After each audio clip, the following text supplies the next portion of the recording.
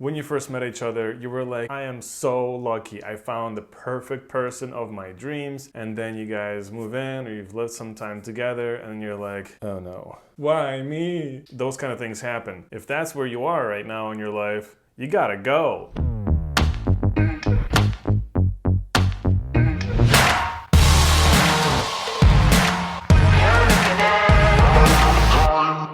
Finally, you made it. It's Mastermind Mondays, and we're here to talk about how to get on out after a relationship hasn't really worked out. I appreciate you coming back to the channel. If you're new here, welcome. Today, we're going to talk about how to get an apartment after you've either broken up or you're about to break up and you really don't know what to do. So there are a few tips that I want to share with you. So if you and the person that you're about to move away from are struggling to figure out what to do next, we're going to talk about is the peaceful way to get everything sorted out. Obviously, this is going to be very surgical. Neither one of you want to have a bad outcome with a landlord. So let's go step by step, either together or separately. If you guys don't want to talk, you just send them the link. And you say, here, watch this video because we are not working out anymore and this is a clue. This could be the breakup video. Say, hey, so I've got a surprise for you. Watch this video. But this is a little bit more sincere than just sending them a text message saying it's over. And so let's get into it then, right? So the first thing you want to do is figure out your finances. Who makes more money? Because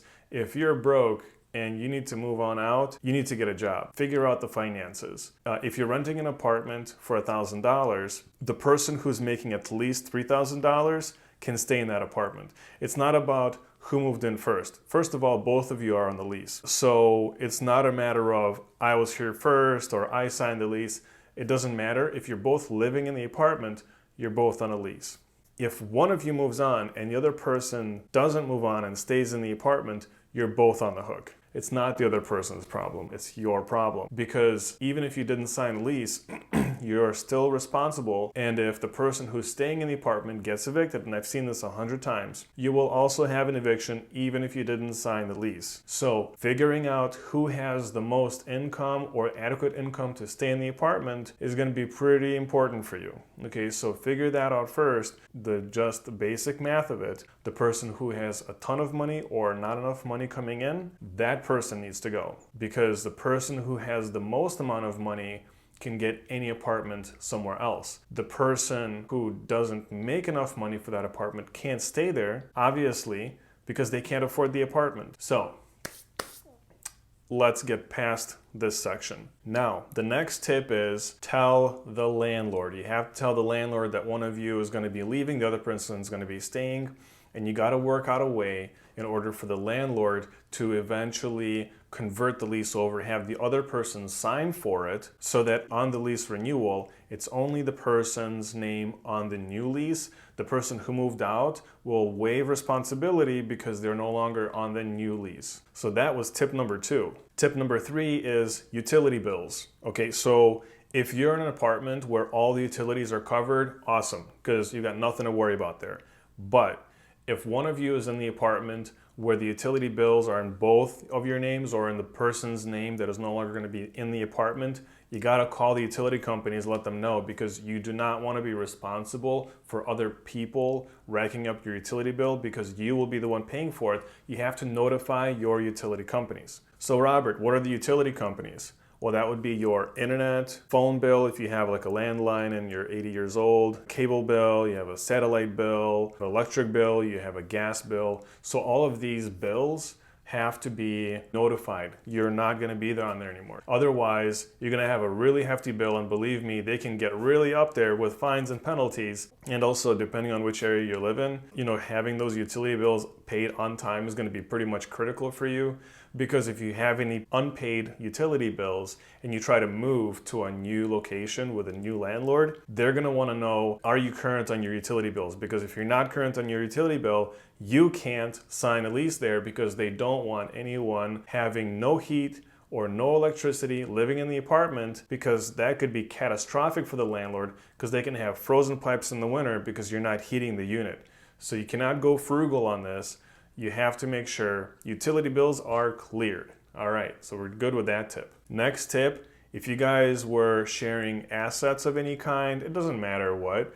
You could have been sharing a toothbrush, you were sharing a bank account, you were sharing plates and dishes and whatever. You're gonna need to peel all of that away. It's a little bit like divorce, but a little bit less formal.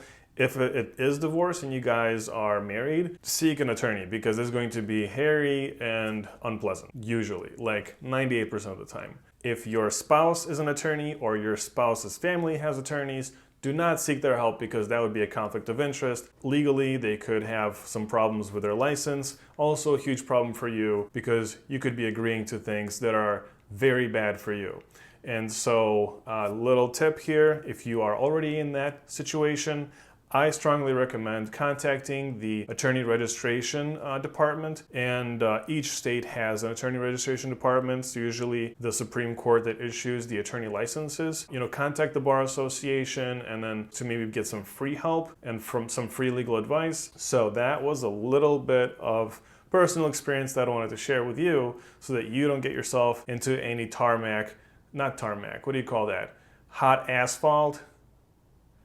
Yeah, if that didn't sound right, you just don't want to get yourself into any trouble. Okay, the next tip is pets. Okay, one of you has a cat or a dog and you got it together, or somebody got it first. Well, now you have a problem, right? Because what if the dog, who is supposed to be your dog, doesn't like you? What if they like the other person?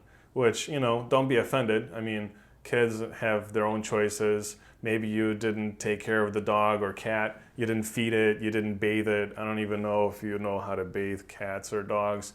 Do people even know that you can bathe cats? Like, everybody's like, oh yeah, the cat, it just cleans itself by licking itself. And I'm like, no, that doesn't make sense. How clean would you be if you licked yourself?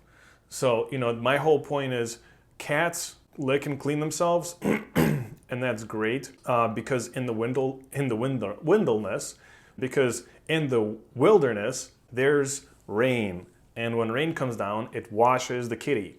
But indoors, there's no rain, and can you imagine just the cat constantly smells like its own spit? It would be very unpleasant for anybody, including that cat. So for God's sakes, wash that. Okay, let's just move on. Okay, you guys need to figure out how to split up the cat.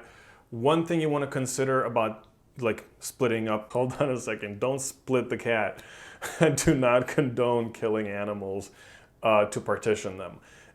What I'm talking about here is you can work it out in a way like someone's gonna have custody, there could be visiting rights, you guys can get lawyers involved and all of that stuff, but just consider the ongoing expense of keeping that animal, because it won't be free. They will need to have food, and yeah, sure, you can give them free water off the sink, unless you're in the city of Chicago, because that water is just nasty.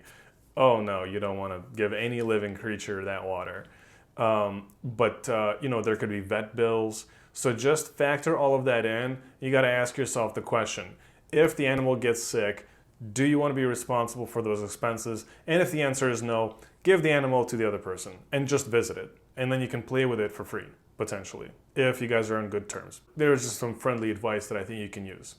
Next tip. And so the next tip is, and this is all you early birds who are really kind of preemptive thinking about these things. If you guys are already living together and you're seeing like it's not working out, you might want to consider just rationalizing through all of this and maybe securing your apartment, then moving out, taking as much of your stuff with you. And if things get crazy, well, okay, fine. You already have your own place, get a restraining order, and that's just the fact of life. That's why man made restraining orders, not man like macho man. I'm just saying, like, in general, humans, okay? For all you feminists out there. Oh, those men, they made the restraining orders. I'm pretty sure actually a woman made a restraining order. Yeah, so you really don't want to get to the point where you are working with a crazy ex who's like stalking you and threatening to kill you, because that would be tremendously sad, and I hope that never happens to you. The restraining order is definitely going to be a good option for you. But that's the end of the tip. Okay, thanks so much for watching this video. Hope this was helpful and insightful. Feel free to send this to your soon-to-be ex so they can get the clue, and you guys can actually just sit down as normal human beings, just intelligibly work through these information and make a decision to peacefully resolve these things, separate your belongings, and then move on with your life to find somebody else that you love and hopefully can spend the rest of your life with. So thanks so much for being a part of this channel. Thank you for learning, watching, sharing, commenting, liking, subscribing, hitting the bell because when you do that, then you'll be notified the next time we publish content. Have a great day.